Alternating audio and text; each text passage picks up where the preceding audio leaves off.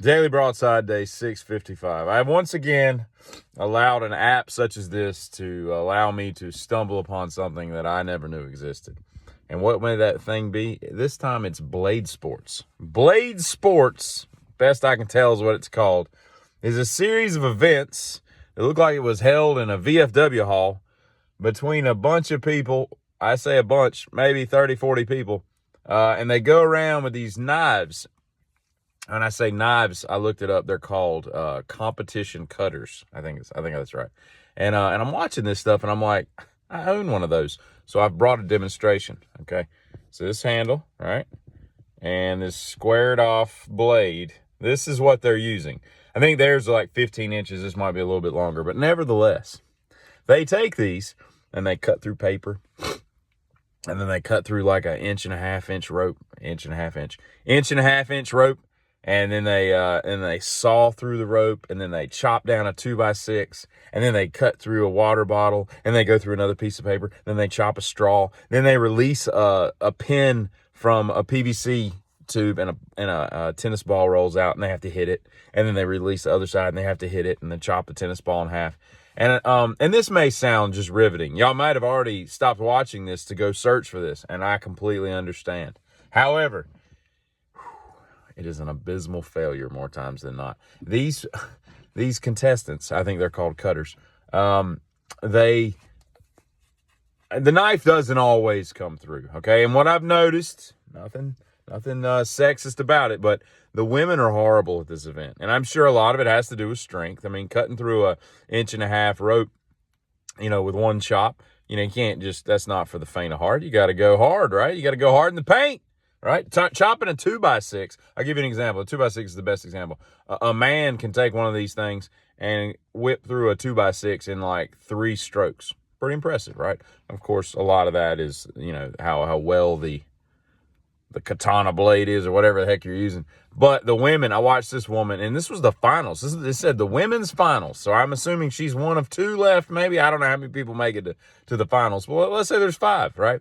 It took her about 20 chops to get through that 2x6. So big difference there. Obviously, your upper body strength plays a large part of it. Maybe a 2x4 would be better for the women. It's kind of like why women, they have the same height basketball goal. It should be lowered a little bit. Their average height is not as tall. I mean, it just only seems right. It doesn't need to be a 5-foot goal, but maybe like a 9-foot goal. Whatever. But here's the other thing is that there's all these rules, right? I was reading through the rules before I came on here, and one of them, and I didn't find this in the rules, but I noticed that all of them, that most of them are right-handed, and they've got their left hand behind their back. I guess to stop the influence of wanting to do it with 2 hands. I don't get that, but they walk around with their hands and the crowd is probably the funniest part, because there's these, every time they chop through something, there's this rah-rah from the crowd, keep going, keep pushing, push through it. Somebody was saying this, push through it. Push through what? The embarrassment of being a blade sporting cutter? This is a weird, I don't even know. This is one of those things, like, I don't even know how you get involved in this, right? I remember probably 20 some years ago stumbling upon the Steel Championship on ESPN.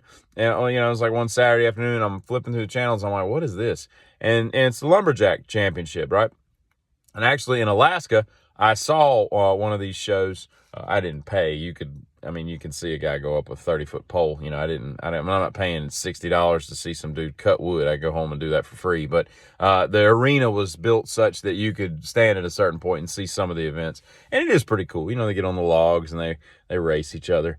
They're trying to knock each other in the water. And then the thing that boggles my mind is the fact they can go up that thing and then come down and not break every part of their ankle bone, because they'll hit, they'll clip in like 2 or 3 times on the way down. They're going like 78 miles an hour. Anyway, it's like that. It's like, wow, didn't know this was a sport. How does one even fall into accidentally getting into this? It's got to start like a homegrown thing. Like, my dad came up with this sports. This is all I've ever known.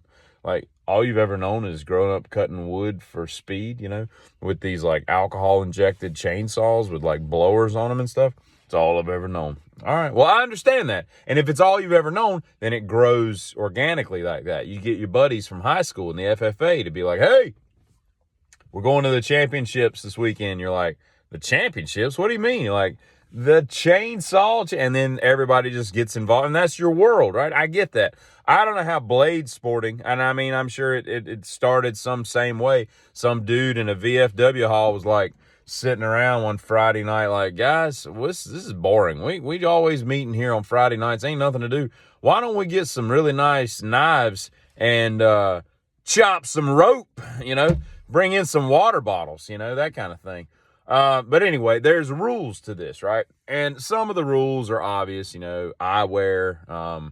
No, you can't have slick-soled shoes for obvious reasons. You will obey the referee's language at all times.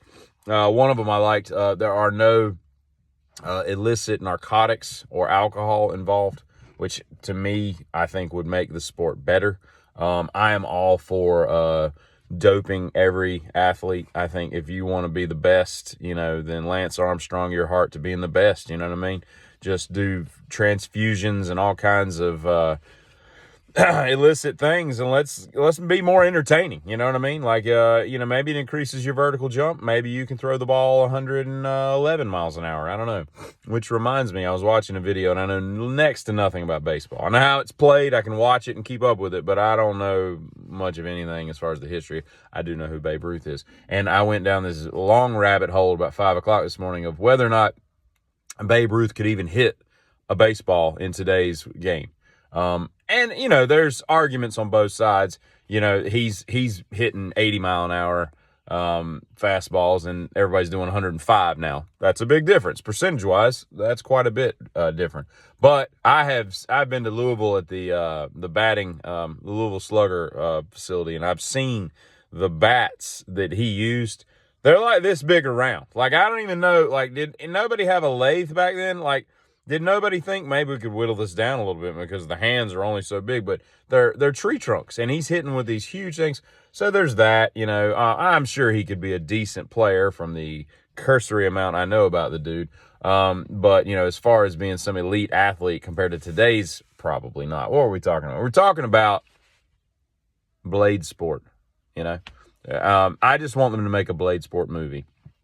But I completely encourage you on this fine Memorial Day as we remember and memorialize and celebrate all the men and women of this fine country. I think a good way to honor them would be also to check out blade sporting. Very American pastime, as it were. I don't know if you can get much more American than making a knife cut through rope and then a water bottle and then some paper. But anyway, I've gone on long enough about this. I think that when you see it, you'll be just as like, what the hell is this? So, but pay attention to the crowd. The crowd is you got to keep them pumped up, when you can't cut through a straw and the straw just bends over and steps back up like a piece of grass with a lawnmower blade that hasn't been sharpened in 4 years. It's pretty amusing. Y'all have a great holiday day, Giddy.